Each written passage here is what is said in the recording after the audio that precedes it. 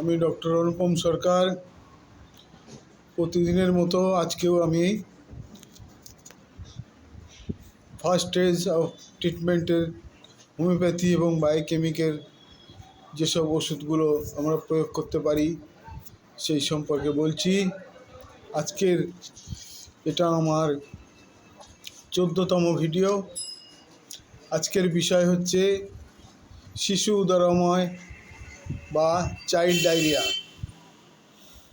সাধারণত দেখা যায় দুগ্ধপোষ্য শিশুদের এই রোগটা হয়ে থাকে। যারা মায়ের দুধ পান করছে, কোনো কারণে যদি বদহজম হয়ে যায় বা 6 মাস পরে থেকে যখন দাঁত ওঠার সময় হয়, যখন দাঁত উঠতে থাকে তখনও এই ধরনের উদরাময় দেখা দেয়। লক্ষণ হচ্ছে বারবার পাতলা পাতলা মলত্যাগ হবে, কখনো কখনো শিশু বমিও করে, আর 2-4 দিন বেশি পুরনো হয়ে গেলে কি হয়, অনেক সময় পটির সাথে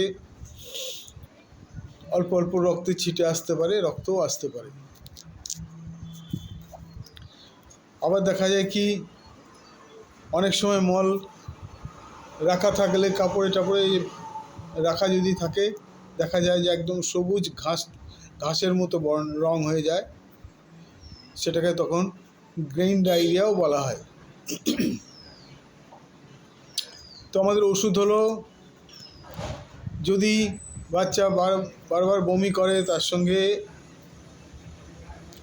পাতলা মল ত্যাগ করছে এবং মলটা কিছুক্ষণ রেখে দেওয়ার পরে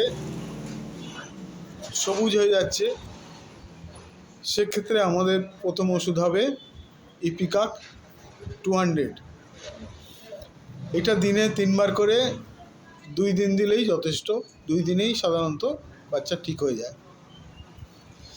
তারপর যদি এই অবস্থার পরবর্তী পর্যায়ে গিয়ে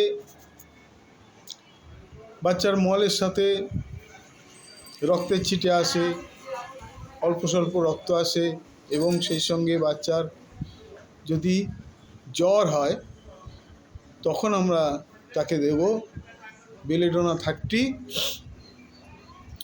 দিনে 3 বার করে। এরপরে হচ্ছে কি, যদি দাঁত ওঠা সময়ে যদি উদরাময় হয়, 6 থেকে 8 মাসের মধ্যে সাধারণত হতে থাকে, তখন আমাদের 2টো ওষুধ দিতে হবে। একটা হচ্ছে ক্যালিমিউর 6x বায়োকেমিক এবং ফেরামফস 6x বায়োকেমিক, 8টা ট্যাবলেট একসঙ্গে জলে গুলে তাকে 2 ঘন্টা পর পরে 1 চামচ করে খাওয়াতে হবে।